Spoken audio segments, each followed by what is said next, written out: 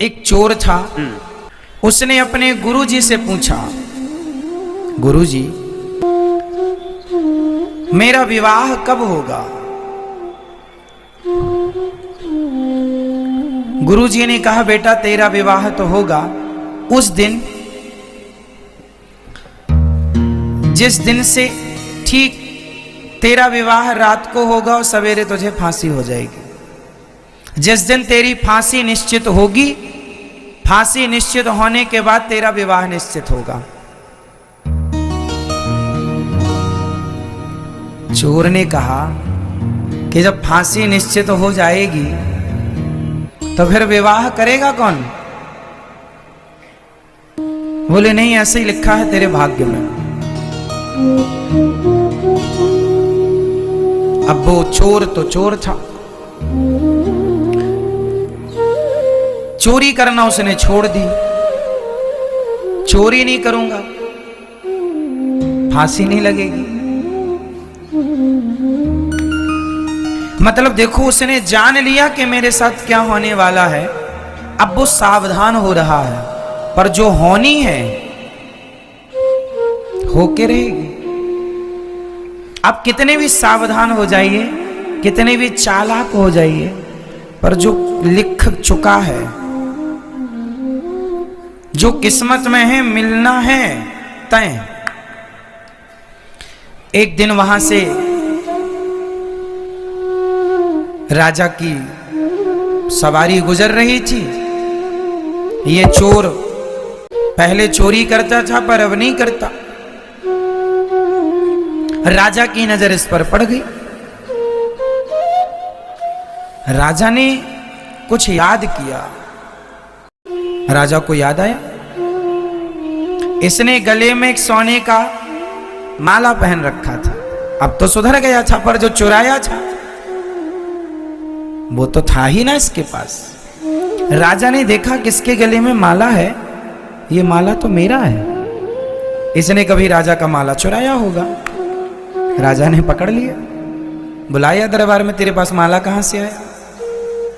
बहुत गोल गोल बातें की उसने। राजा ने कहा नहीं, ये तो मेरा है। उसने बाद में माना कि हाँ, मैंने आपके राज्य में भी एक दिन आपके महल में भी चोरी की थी, वहीं से ये मुझे मिला। राजा ने कहा, तूने बहुत चोरी की है, मेरा भी बहुत नुकसान किया है, कल तुझे फांसी होगी। लो भैया, बेड़ियों में जकड़ गया, जेल में बंद हो गया। सिपाहियों ने कहा, कोई इच्छा है तेरी? बोले आखिरी इच्छा यही है, जेल के अंदर ना रखो, पूरी रात मुझे जेल के बाहर रखो ताकि खुली हवा मिलती रहे मुझे। संयोग वो बाहर था जेल के, सड़क में एक पेड़ के नीचे बैठा था कि तभी एक माँ और बेटी वहां से गुजरी। एक माँ और बेटी जब वहां से गुजरी तो सिपाही ने पूछा, तुम कौन हो? उन्होंने कहा, भैया हम इस शहर में, इस नगर में नए नए आए हैं, बड़े गरीब हैं, कुछ काम मिले तो पेट भर रोटी मिल जाएगी। चोर वहीं था, सुन रहा था। बड़ी प्यास लगी है, चोर ने पानी मांगा तो उस मां ने उसे पानी पिलाया। चोर ने कहा कि ये तुम्हारी बेटी है? हाँ, मेरी बेटी है। क्या चाहती हो तुम? बोले कोई नौकरी मिल जाए, कोई सब ठीक हो जाए, गरीब हैं बड़े, खाने को व्यवस्था नहीं है। पर तुम कौन हो? बोले मुझे कल फांसी पर लटकना है, मैं चोर हूं। पर सुनो, मैं तुम्हारी गरीबी मिटा सकता हूं। कैसे? बोले मैं चोर हूं, मैं तो कल मर जाऊंगा, पर मैंने कुछ धन गड़ा रखा है जगह पर। यदि तुम अपनी बेटी का विवाह मेरे से कर दो तो मैं सारा धन से पता बता दूंगा और तुम धनवान हो जाना। तो लड़की की मां ने कहा, चोर मैं अपनी बेटी का विवाह तेरे से कर भी दूं और तू मुझे धन भी बता दे, मैं धनी भी हो जाऊं, तो बता इसमें तेरा लाभ क्या है? एक रात के लिए तू किसी का पति बन, इसमें क्या लाभ है तेरा? चोर बोला, रोते हुए बोला, मेरा एक ही लाभ है। क्या? बोले जब मैं मर जाऊंगा, मेरे मरने के बाद ही सही मेरा बच्चा होगा। यदि मैं इसका पति बना तो बच्चा होगा, और बच्चा होगा तो वो मुझे पिंडदान देगा। और मैंने कोई ऐसे तो पुण्य किए नहीं कि मेरा उद्धार हो जाए। जीते जी सिर्फ चोरी की है, गलत काम किया है। अब एक उम्मीद है कि यदि मेरी औलाद, मेरी संतान मेरा पिंडदान करती है और वो सही रास्ते पर चलती है, तो उसके पुण्य से, उसके पिंडदान से मेरा उद्धार हो जाएगा। बस ये लोभ है। लड़की की मां ने लड़की से पूछा, ठीक है?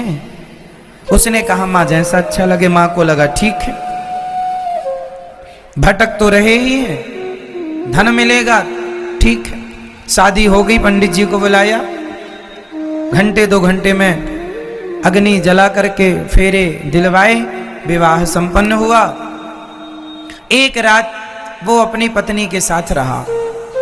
संयोगवश भगवत कृपा के द्वारा वह पत्नी उसी रात गर्भवती भी हो गई।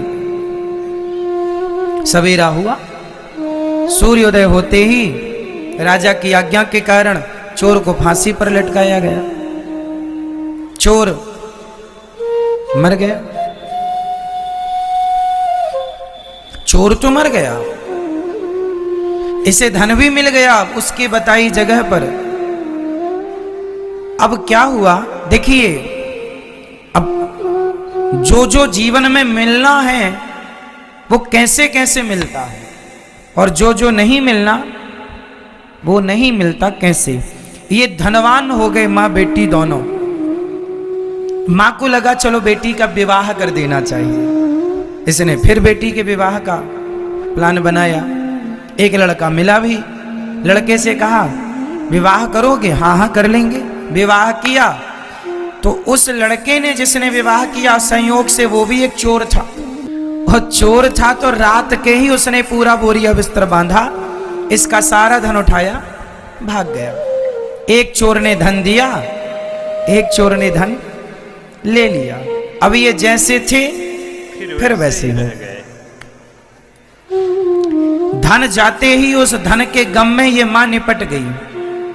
अब अकेली लड़की बची, और लड़की भी गर्भवती। मजदूरी मांग मांग के जैसे तैसे जीवन गुजारा, बच्चा हुआ, बड़ा हुआ। एक दिन एक राजा के बेटे को एक सांप डसने के लिए बिल्कुल तैयार था। इसने देख लिया तो इसने जाकर उसकी रक्षा करने की कोशिश की, पर पहुंचते पहुंचते देर हो गई और डस लिया। राजकुमार मर गया, परंतु जान बचाने के लिए इसने अपनी जान जोखिम में डाली। राजा ने देखा, राजा ने कहा तू मेरा बेटा। ये राजगद्दी पर चला गया, राजा हो गया। जब राजा हुआ, वो राजा मर गया, अब ये राजा हो गया। इसकी मां ने कहा, इसे अपने पति की बात याद आई कि मेरे पति ने कहा था मेरा बेटा पिंडदान करेगा। अब पिंडदान करने के लिए ये गया जी पहुंचा, और जब गया जी में पहुंचा तो जैसे पिंडदान करने लगा, उसके सामने 3 हाथ खड़े हो गए। एक हाथ इसके पिता का, एक हाथ उस चोर का जो चुरा के भागा, पर एक रात के लिए वो भी पति तो बना, और तीसरा वो राजा जिसने अपने पुत्र की जगह इसे गोद लेकर अपना राज्य दिया। वो 3 हाथ। अब आप लोग उत्तर दो, वो बेटा उन 3 हाथों में किस हाथ में पिंड दे? बताओ, किस हाथ में पिंड देना चाहिए? उसका असली पिता कौन हुआ? वो राजा जिसने अपना पुत्र बनाकर कैसे राजगद्दी दी, या वो चोर जो रातों रात धन चुरा के भागा, या वो जिसने इसे धन दिया इसकी माँ को और पहला विवाह हुआ? बताओ, इन तीनों में उसका असली बाप कौन और वो पिंड लेने का अधिकारी कौन? तीनों हाथ में किस हाथ में वो पिंड रखे? उत्तर दो, जल्दी बताओ। सिर नहीं, बताओ, पहला, दूसरा या तीसरा? पहला। तीनों में किसके हाथ में वो पिंड रखे? फर्स्ट, सेकंड, थर्ड, आप बताओ। तीसरा, इनकी तरफ से तीसरा, आपकी तरफ से पहला, और किसकी तरफ से क्या बोलना है? अच्छा, दूसरा भी? दादाजी कह रहे हैं दूसरा भी है, जिंदाबाद। तीसरा सही उत्तर है पहला। क्यों? क्योंकि वही इसका असली बाप है।